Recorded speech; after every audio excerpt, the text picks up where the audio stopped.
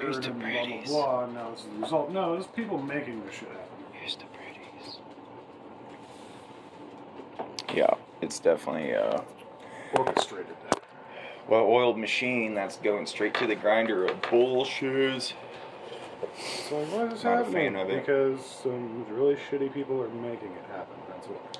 Well, tell people what kind of skills you think got to be valuable to use. Like, definitely pick up skill sets right now. We're all behind. We're all behind. If you don't have like Amish type skill sets, you're behind. Yeah. If you couldn't live like an Amish person and a wilderness survivalist, both, you're behind. Well, it also goes with not being in those places where, as everybody else says, population density, bad actors. Yep. I mean, I understand.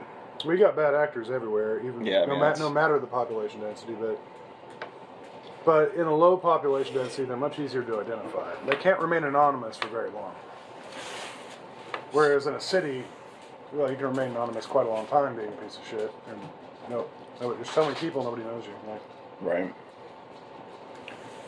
Well. Whereas if you went back in time, we all lived in villages again. Well, then one person's a major douchebag. Everybody in that fucking village. That was probably the person in the stocks. Like everybody knew who the fuck that was, and not to have anything to do with them. But we all have our moments, but maybe don't be that tolerate level. you at best, and that's about it. Right. Just because we like your family, but that's about it. Well, I mean, even in my situation, many other people have maybe not being in the biggest city or not, but still, yeah. It's like, you start hearing shit get wild on one side of town, already have the bags ready to roll. I mean, that's it. That's like why I always carry my med shit with me and everything. It's just like, when you're prepping, you're not exactly sure what you're prepping for. And that's the other thing that because something could happen that you weren't expecting. Yeah, right? Flood, earthquake, any natural shit. You could die. And you may not be able to get out of the city because everybody's trying to get out at once, and the roads are blocked, and there's accidents everywhere, and blah blah blah. Right. And now, since Tesla's flying at you, and since you've got the cops busy trying to take care of shit everywhere, nobody's moving these cars, so none of the cars are moving. And now all the roads are blocked. You fucking can't get out unless you go on foot. And do you want to try to get out on foot out of a city? Probably not. Right. Right. Like, take the warning signs and run. Like you've got to have the early warning detection and get out before anybody else even realizes there's anything wrong. Yeah. Right. I mean, that's the good thing I like about mine is I got multiple avenues that are all I've tested, tried them through. And any of the people that had any sense at all that were living in blue states have already fled them. And the complete and total dumbasses have stayed. Mm-hmm. So, good luck, everyone. Get in every firefight that you possibly can and win them all. And most of these people, don't even, they're anti-gun, so like, yeah, really, good luck, everyone. You want to get pummeled by a freaking piece of pipe as opposed to a quick round. Because the only people left there the only people who didn't already leave with their guns, who are still there that have guns, are the criminal element. So good luck, everyone. Yeah, exactly. That's the other thing people don't realize a lot is everyone who wanted to keep their guns that lived in those states already moved to red states. So, guess who the only people there with guns are now? Not the good guys with guns. And if it is, they're outnumbered because, the police, they're not going to... You couldn't get enough of them together to really run over a whole city. Well, when the shit goes down, have to have outside bad actors. All these police are going to turn in their badges, go home, protect their own family and their own shit. They're not going to... When it gets so bad, like it did during the George Floyd riots and shit, where the police were just hopelessly fucking outnumbered, they saw what happened, and they know, and they're like, dude, if that shit happens again, I'm turning in my badge, and I'm going home to take care of my family and my own shit. Right. Your police aren't going to be there when you need them. No. Well, right now we're even seeing response issues. You're going to see half the force quit, and you're going to see the other half the force completely fucking overwhelmed. Yep. With no hope of being able to respond to all these calls. Yeah. I mean, we're already seeing that, I've seen cops admit it on YouTube comment sections. They're like, I'm a cop, and if that shit happened again where I'm at, fucking done, I would fucking resign. I'll go take care of my family. And he fucking just said it right in the comment section. He said, I don't owe a decaying society anything. I owe my family everything. That's what he wrote. Well, that's a good truth. It really is. I mean, And that's that's what's the way coming he down put to. And he was putting that there not to just, make himself out to be a coward, but to let people know, hey, if it gets that bad as you guys are talking about on this video in this comment section, we ain't gonna be there, and you need to know that. Yeah.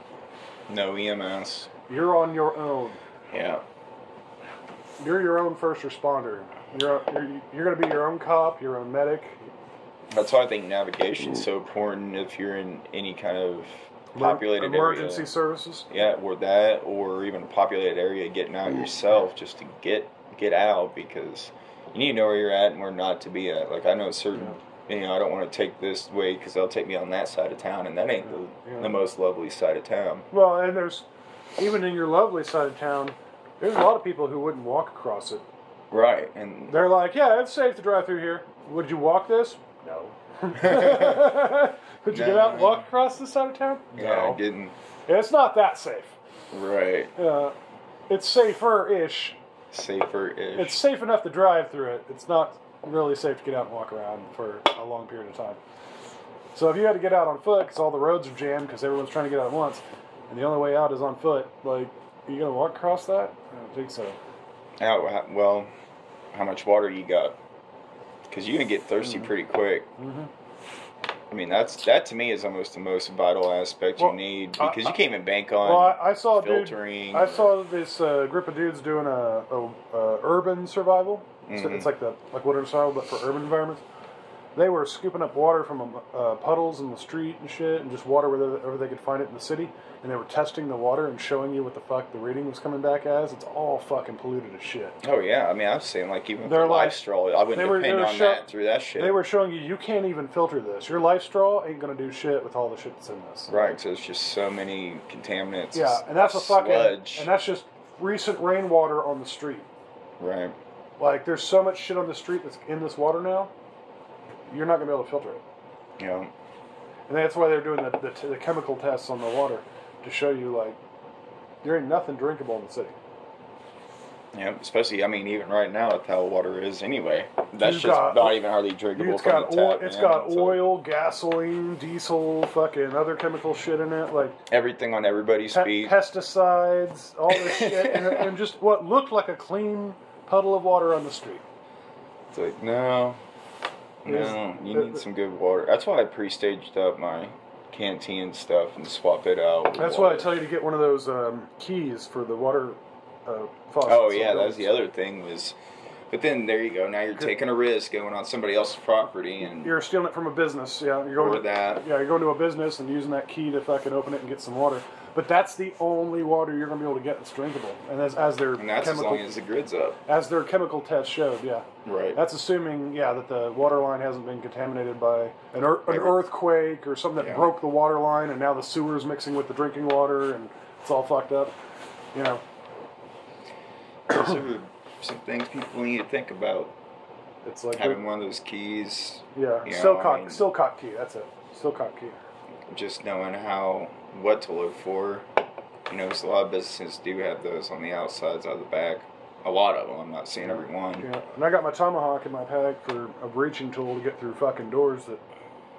So I was thinking about taking my freaking hammer, but I don't know. I mean, I got 32-ounce framing hammer. Well, they've got tomahawks that have a hammer on the other end, but I got the tomahawk that has the digging spike on the other end. Good for zombie deer. Good for fucking prying open doors. Yeah. Prying open doors. Yeah. Because I don't know. Disclaimer: we're not advising you do any of this. We're not advising any of this. We're just having a chat.